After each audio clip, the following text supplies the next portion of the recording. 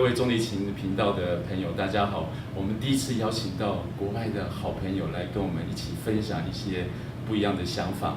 那站在我旁边的是赖婷如小姐，那以前是北医大的学生，然后到美国，然后现在带着她的好朋友来台湾度假。利用这次度假机会呢，我们想介绍一下这位在我旁边这位帅哥，他应该怎么正确的发音他的姓名？Your name? Timothy Ridout.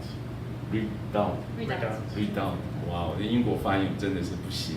那我们想要问他一个很艰深的问题，就是呢，英国的声音与德国或者法国德奥系统跟法国的声音有些什么不一样？因为我们大家都有在拉像 Bridge 啊或者 Bowen 还有 Wharton， 那所以我们不晓得我们自己一直在拉的这个中提琴的 Sonata 也好或者 Concerto 也好，它的声音是否正确？那我们请赖婷如小姐来帮我们翻译一下，谢谢。Okay.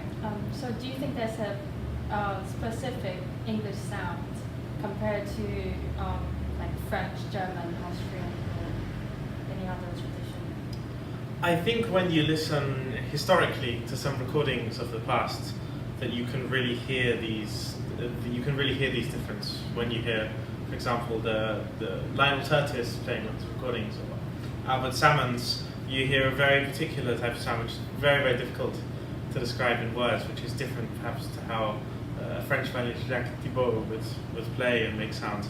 I think these days, given the world is so international and it's so possible to travel and study abroad, there isn't so much a specific identity to the sound. But I think I personally definitely draw some of my inspiration from those great English players of the past.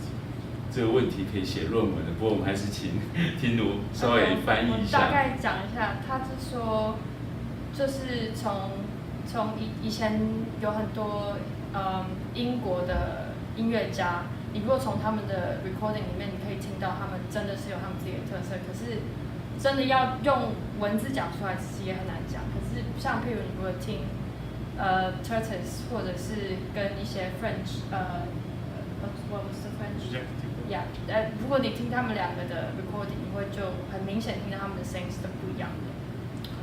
那我想说，像他们英国啊，在比较上一辈，像他的老师，都是在哪里学习的？就在英国的本土。Okay. So, he's asking, like your teachers back in England, like where did they study for? In England or somewhere else? Yes, actually. So I was just thinking, coming back to the previous question as well, that my teacher who I was studying with my bachelor's course at the Royal Academy of Music was actually a student of John White, who was a student of Lionel Curtis. So I actually have a direct pedagogical link there, which is very interesting. And also my teacher before that had studied with I think Misha Geller, who was a student of Berezovsky. So I have some quite interesting sort of ancestry viola playing wise when I look back like that. Okay, 所以他说他上一个在英国的老师的老师是他的师祖是跟 Lionel Curtis 学的，所以这一系列都是英国的声音。但是在之前那个老师是跟 Berezovsky, which is Russian. Yeah, 是俄国人，所以他学习到的东西其实是不一样的，都有跟不同的声音都有学习到。那我想请问呢，他在英国的学习的时候，像波文啊或者是 Bridge， 在他们的学习过程中，都是一些很重要的一个曲目嘛。因为我们在法国或者是在德国的那边比较少会接触英国的曲子。In England, is it really important for the viola player or even for musicians to learn like Bowen's pieces or Bridges or any Yeah, I would say especially for me in my learning of the viola and my studies, that these pieces of English repertoire like York Bowen, Bliss, Bax, all of these composers played a very big role in my studies, and I think for most young English players, they are prominent in the studies. 非常。其实就他说对，在他学习的过程中，就是这些他刚刚讲这些作曲家都是很常都在很多人都在拉，就连我自己，我刚搬到英国的时候，我也是突然间学了很多英国作曲家的曲子。对。还有我们今天要特别介绍他手上拿这把琴，非常非常稀有，前面有一把琴，我们是不是也请他稍微介绍一下这把民琴？ Would you like to introduce yourself, your instrument? My instrument. I'm very lucky to have this very special, very old instrument, which was built in Brescia sometime between 1565 to 1575. And the maker is called Pellegrino di Zanetto, who was born in the 1520s. And this particular instrument is on a loan to me from Beers International Violin Society in London.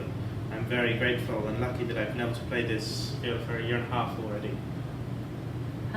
这把琴是大概是在1565到1575年做的，所以非常非常的老。然后它是它的名字叫做Pellegrino di Zanetto.